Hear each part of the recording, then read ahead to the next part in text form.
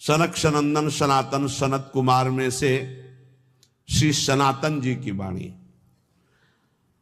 परम मुनि परमहंस श्री सनातन जी हर समय 5 वर्ष की अवस्था में रहते हैं और कोई वस्त्र नहीं धारण करते, दिगंबर। दिग माने दिशाएं, दिशाएं ही जिनकी अंबर है, अर्थात नग्न अवस्था में रहते हैं। ये वर्णन करते हैं कि एकादशी व्रत को हरितोष व्रत कहते हैं। भगवान की प्रसन्नता के लिए, हरिजू की प्रसन्नता के लिए एकादशी व्रत रहा जाता है। प्रायः समस्त वैष्णवजन रहते हैं। जो रसिक जन प्रियाजू के चरणों के अनन्य हैं, उनका एक ही व्रत है, श्यामा श्याम की 8 पहर उपासना करते हुए अपने मन वृत्ति को श्यामा श्याम में समर्पित करना।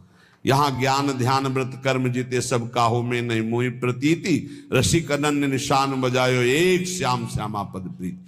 पर जो एकादशी व्रत रहते हैं परम धन्य है, वो हरितोष व्रत है। अब एकादशी व्रत का नियम क्या है और कैसे एकादशी व्रत का फल मिलता है, कई बार चर्चा हुई। बहुत सुंदर तस्मा शास्त्रम प्रमाणम ते, शास्त्र प्रमाण के अनुसार श्री सनातन मुनि बोल रहे हैं, अथ ते नियमान वच्मि व्रते ह्रस्मिन् दिनत्रये, कास्यम मानुषम मसूरान्नम चणकान को द्रवास्तथा, शाकम मधुपरान्नम च पुनर्भोजन मैथुने, दशम्याम 10 वस्तूनि वर्जयेत वैष्णवः सदा। जिसे एकादशी रहनी हो और एकादशी का फल प्राप्त करना हो, उसको ये नियम पालन करना चाहिए। अथ ते नियमान वच्मि व्रते ह्रस्मिन् दिनत्रये, उसको 3 दिन, एक तो दशमी और एक द्वादशी और फिर बीच में एकादशी, उसको 3 दिन संयम में रहना होता है, तब बीच की एकादशी का उसे फल प्राप्त होता है। जिसे एकादशी व्रत रहना हो, उसका नियम है कि दशमी के दिन कांसे के पात्र का त्याग करे। वैष्णव सिद्धांत है कि कभी जिसमें मांस बना उस रसोई का भोजन न ग्रहण करे।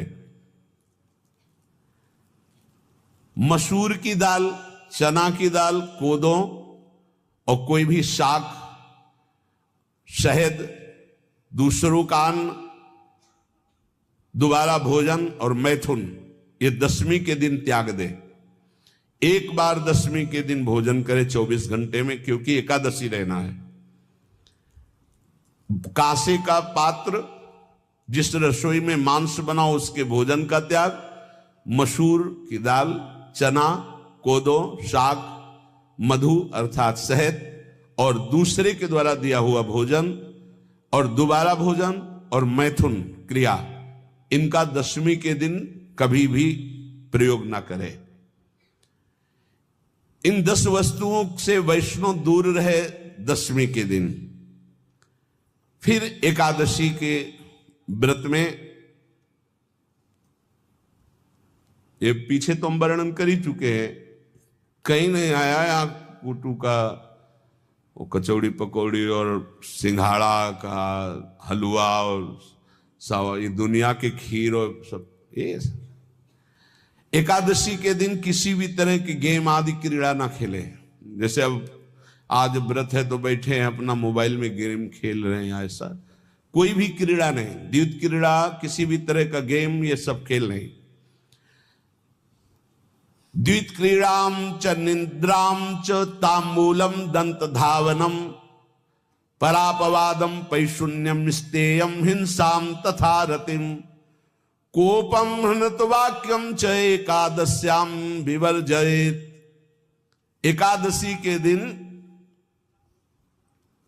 उपासक को चाहिए कि वो किसी भी तरह की क्रीड़ा मनोरंजन बिल्कुल नहीं। चनिद्राम, नींद नहीं लेनी उसको, न दिन में न रात में, एकादशी व्रत। और प्रायः पुराने महापुरुषों ने ऐसा किया है। रामदास जी डाकोर के रात में जाते थे, रणछोड़ भगवान के यहाँ कीर्तन करते थे जाकर, तभी तो भगवान उनके कीर्तन पर, उनकी भक्ति पर रीछ कर गाड़ी में बैठकर उनके साथ आए थे। पूरी रात जग कर कीर्तन करना, और दिन में तो सोना ही निषेध है। द्वित क्रीड़ाम च निद्राम च तांबूलम, पान खाना निषेध है एकादशी को, बिल्कुल नहीं, जो व्रत रह रहे हैं। और दंत धावनम, वृक्ष से तोड़कर जो दतून की जाती एकादशी के दिन नहीं। परापवादम, दूसरे की निंदा करना, चर्चा करना नहीं, अर्थात अधिकतर मौन व्रत धारण करे एकादशी के दिन। पैशून्यम, चुगली करना। स्तेयम, कोई चोरी करना। हिंसाम, वाणी से, शरीर से, मन से किसी को दुख पहुंचाना। रतिम, अर्थात भोग करना, मैथुन करना। कोपम, किसी के ऊपर गुस्सा करना। अनत वाक्यम, झूठ बोलना।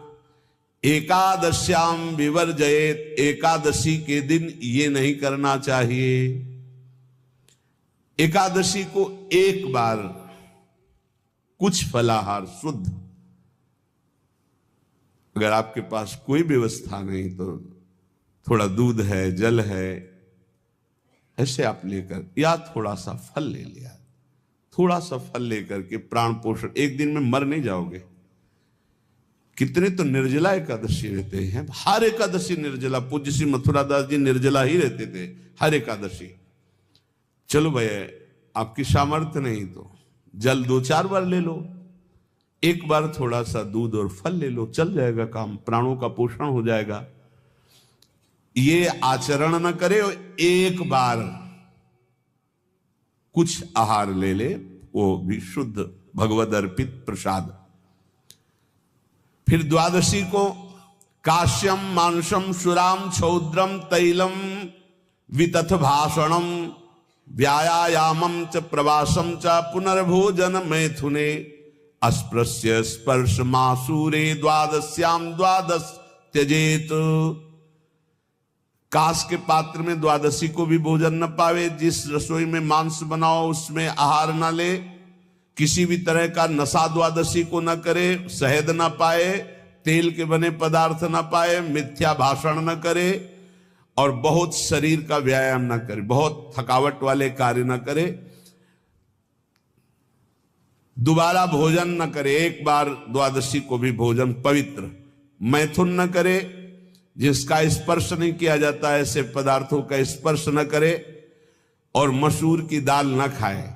द्वादशी को जो इन नियमों का पालन करता है, दशमी द्वादशी ऐसे और एकादशी ऐसे, तब उसे एकादशी व्रत का फल प्राप्त होता है।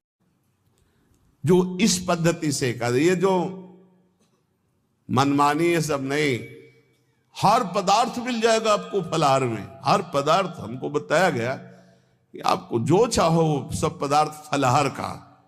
अरे भाई, हरितोष व्रत है तो हरि प्रसन्नता के लिए एक दिन भूखे रहने बहुत आनंद आता है।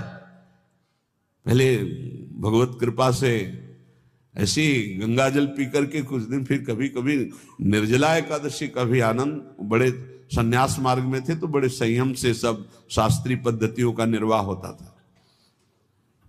उपासक को चाहिए कि इन नियमों से व्रत का अनुष्ठान करे, मनमानी आचरण न करे। सबसे प्रार्थना जो एकादशी रहते हो, हरितोष व्रत इसे कहते हैं, भगवान की प्रसन्नता के लिए रहा जाता है, रहना चाहिए। जो अपनी आचार्य परंपरा में हैं, जैसे जिनका सिद्धांत है, पर रहने का सिद्धांत ये श्री सनत कुमार जी वर्णन, श्री सनक जी महाराज, ये सनत कुमार जी वर्णन की। सनक जी महाराज कह रहे हैं, यदि भगवान का आश्रय नहीं, सत्संग नहीं है, तो इन चार में से एक हो तो नाश कर देता, फिर चारों हो तो सर्वनाश हो जाता है।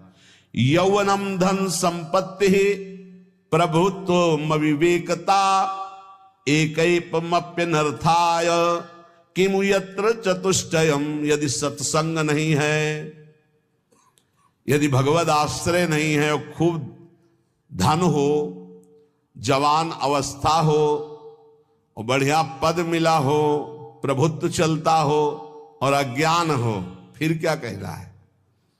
बोले ये चारों जहां मौजूद होते हैं वहां सर्वनाश का खेल शुरू हो जाता है। अगर इनमें से एक हो तो सर्वनाश करने में पर्याप्त है, और अगर चारों हो तो फिर क्या कहना है। यौवनम जवान हो, धन संपत्ति, खूब रुपया पैसा हो, प्रभुत्व, कोई पद हो, कोई अधिकार हो बड़ा, फिर अविवेकता और अज्ञानी हो, तो बोले एक नाश कर देगा, फिर चारों तो नाश ही कर देंगे। अगर सत्संगी है तो ये चारों महान कार्य कर देंगे। क्या यौवनम, जवान है, खूब दूसरों की सेवा, मेहनत पूर्वक धन संपत्ति कमाकर माता पिता की सेवा, परिवार की सेवा, हे